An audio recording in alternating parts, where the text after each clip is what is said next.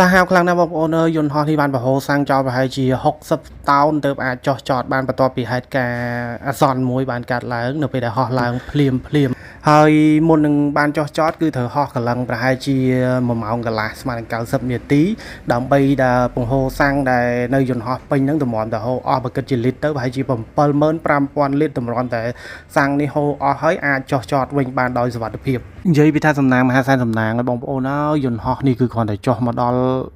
ដីភ្លាមគឺកង់ផ្ទុះខ្ទេចខ្ទីអស់តែម្ដងហើយអ្នកដំណើរនៅលើយន្តហោះហ្នឹងសរុបទាំងអស់271នាក់ហើយខាងក្រុមកាពីតែនហើយនឹងអ្នកធ្វើការលើយន្តហោះគេ6ដល់10នាក់ទៀតប៉ុន្តែអត់មានអ្នកណារងរបួសអីទេបងប្អូនឃើញរូបភាពកង់យន្តហោះនេះហើយគិតថាសែនសំណាងមែនតើហើយបើសិនមានរឿងអីកើតឡើងគឺមនុស្សដល់ជិត300នាក់អញ្ចឹងមិនដឹងទៅជាយ៉ាងណាទៅជាយ៉ាងណីទេហើយមិនធម្មតាទេគឺហេតុការណ៍នេះបានកើតឡើងទៅលើយន្តហោះប្រភេទ Boeing 787-900 គឺជាយន្តហោះដែលទំនើបមែនទែនក្នុងចំណោមយន្តហោះ Boeing អញ្ចឹងឲ្យពពួក 787-900 787 Dreamliner ឬក៏787-1000 នេះហ្នឹងតកូលនិយាយទៅឲ្យតែតកូល787គឺជាយន្តហោះមហាសែនទំនើបរបស់ Boeing ប៉ុន្តែហេតុការណ៍នេះគឺបានកើតឡើងទៅលើជើងហោះហើរ Vietnam Airlines ដែលមានលេខជើងហោះហើរ VN34 កាលពីថ្ងៃទី15ខែសីហាឆ្នាំ2026ថ្មីយើងហ្នឹងគឺជើងហោះហើរហ្នឹងគឺបានចេញដំណើរពីទីក្រុងមួយនិចពលានយន្តហោះមួយនិចឆ្ពោះទិសដៅមកកាន់ទីក្រុងហាណូយប៉ុន្តែបានជួបបញ្ហាពេលកំឡុងពេលហោះឡើងចេញតែពីពលានមួយនិចបានតែមួយផ្លែតទេក៏ត្រូវបានបកទៅចុះវិញហើយធ្វើឲ្យហេតុការណ៍ផ្ទុះកង់យន្តហោះនេះកើតឡើងចង់ដឹងថាហេតុការណ៍មុននឹងចុះឲ្យផ្ទុះកង់ហ្នឹងវាមានរឿងអីកើតឡើងខ្ញុំនឹងលម្អិតនៅក្នុងវីដេអូនេះហើយមុននឹងចូលទៅដល់សាច់រឿងលម្អិតនៅក្នុងវីដេអូរបស់យើងសម្រាប់បងប្អូនដែលចង់ដឹងអំពីការធ្វើដំណើរកម្សាន្តទៅក្រៅប្រទេសដោយខ្លួនឯងបែបងាយៗយើងដើរលេងខ្លួនឯងចំណេញលុយជាងយើងទិញកញ្ចប់ធัวពីខ្មែរឬមួយក៏បងប្អូនចង់ check មើលតម្លៃសំបុត្រយន្តហោះឡានក្រុងសំបុត្រទូកាណូតអូតែលសន្តាគារការធ្វើវីសាងាយៗដល់បងប្អូនចំណាយលុយអត់ទីជាងផ្នែកទេសចរហត់ការឲ្យឬមួយក៏ eSIM card អ៊ីនធឺណិតសម្រាប់ប្រើនៅក្រៅប្រទេសហើយធានារ៉ាប់រងទេសចរអីផ្សេងៗឬមួយក៏កញ្ចប់ធัวនៅពេលដែលបងប្អូនទៅដល់តាមប្រទេសមួយបងប្អូនអាចទិញកញ្ចប់ធัวដើរលេងនៅក្នុងស្រុករបស់គេហ្នឹងវាចំណាយលុយអត់ទីជាងយើងទិញធัวពីខ្មែរទៅចាំបងប្អូនអាចឆាតចូលមកកាន់ page Facebook របស់ខ្ញុំបានហើយកុំភ្លេចជួយចុច Subscribe Channel YouTube របស់ខ្ញុំ Follow Page Facebook ហើយនិង TikTok របស់ខ្ញុំអ្នកមួយផងដើម្បីទទួលបានវីដេអូថ្មីៗបន្ថែមទៀតទាក់ទងទៅនឹងការធ្វើដំណើរកម្សាន្តជុំវិញពិភពលោកនៅថ្ងៃកើតហេតុទី15ខែសីហា2026ថ្មីយើងនេះជើងហោះហើរ VN34 របស់ក្រុមហ៊ុនអាកាសចរ Vietnam Airlines ហើយហោះពីទីក្រុងមួយនិចនៅប្រទេសអាល្លឺម៉ង់ហ្នឹងឆ្ពោះទៅកាន់ទីក្រុងហាណូយប្រទេសវៀតណាមប្រតិបត្តិការដោយយន្តហោះប្រភេទទំនើប Boeing 787-900 គឺជាយន្តហោះខ្នាតធំដែលអាចផ្ទុកអ្នកដំណើរនៅលើយន្តហោះហ្នឹងគឺមានអ្នកដំណើរ271នាក់និងក្រុមបម្រើការលើយន្តហោះទាំងកាពីតែនទាំងអីរបស់គេហ្នឹង6-10នាក់ទៀតសរុបទៅគឺជិត300នាក់បន្ទាប់ពីយន្តហោះត្រឡប់ចុះចតនៅពលានមួយនិចវិញដោយសុវត្ថិភាពអ្នកដំណើរទាំងអស់គឺត្រូវបានគេបញ្ជូននាំចូលទៅអគារស្ថានីយ៍ចេញដំណើរហើយបន្ទាប់មកគឺត្រូវរៀបចំជើងហោះហើរថ្មីចំនួនហើយថាអត់មានអ្នកណាមានរងរបួសឬក៏គ្រោះថ្នាក់អីក្នុងហេតុការណ៍នេះទេហើយមូលហេតុសំខាន់ដែលនាំឲ្យយន្តហោះនេះគ្រាន់តែចេញពីពលានយន្តហោះមួយនិចបានមួយផ្លែតក៏សម្រាប់ចិត្តហោះបកទៅពលានយន្តហោះចុះចតនៅមួយនិចវិញភ្លាមហ្នឹងគឺដោយសារតែវាបានជួបបញ្ហានៅកំឡុងពេលដែលហោះឡើងយន្តហោះប្រភេទ Boeing 787-900 បានហោះឡើងយឺតខ្លាំងមែនតែនហើយផ្នែកកន្ទុយនៃយន្តហោះហ្នឹងគឺបានប៉ះជាមួយនឹងផ្លូវរត់ហើយគឺដោយសារនៅពេលដែលយន្តហោះហ្នឹងប្រឹងហោះឡើងហ្នឹងគឺកន្ទុយរបស់វាគឺបានធ្លាក់ចុះខ្លាំងហើយក៏កាត់អូសជាមួយនឹងផ្លូវហោះហើយបើតាមវីដេអូអ្នកដំណើរដែលថតចេញពីក្នុងយន្តហោះហ្នឹងគឺលន់លឺខ្លាំងមែនតើនៅពេលកន្ទុយយន្តហោះហ្នឹងវាអូសក៏កាត់ទៅជាមួយនឹងផ្លូវរត់ហើយធ្វើឲ្យមានស្នាមរលាត់ធ្លុះផ្នែកខាងកន្ទុយយន្តហោះហ្នឹងគឺខ្លាំងមែនតែនគឺជាហេតុការណ៍ដែលធ្ងន់ធ្ងរដែរទើបបណ្ដាលឲ្យ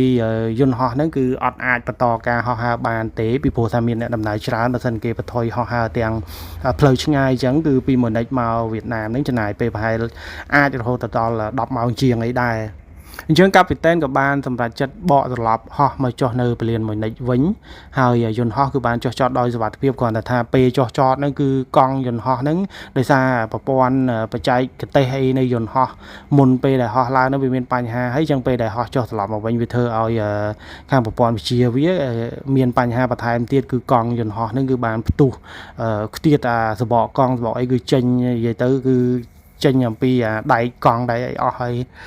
បើយើងមើលទៅតាមរូបភាពតាមវីដេអូដែលខ្ញុំបានមើលអីគឺ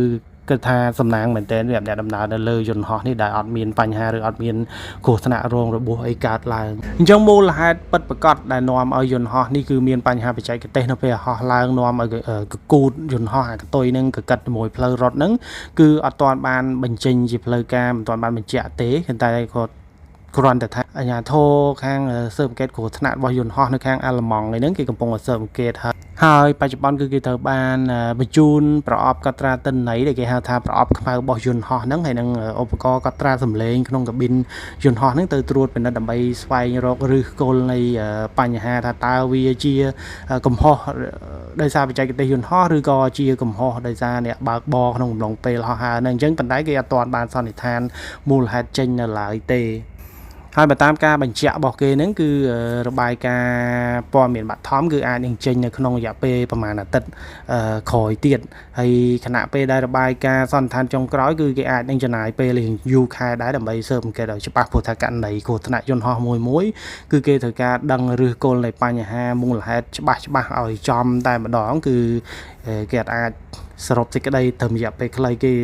ទេហើយគេត្រូវប្រមូលព័ត៌មានប្រមូលទិន្នន័យប្រមូលអីផ្សេងពីប្រអប់ខ្មៅយន្តហោះដើម្បីមកសរុបសេចក្តីឲ្យដឹងថាមូលហេតុពិតប្រាកដគឺដោយសារតែលក្ខណៈបច្ចេកទេសយន្តហោះឬក៏កំហុសអ្នកបើកបរយន្តហោះហើយមានរបាយការណ៍បញ្ជាក់ថាកង់4គ្រាប់ត្រូវបានផ្ទុះហើយនឹងខូចនៅក្នុងហេតុការណ៍នេះ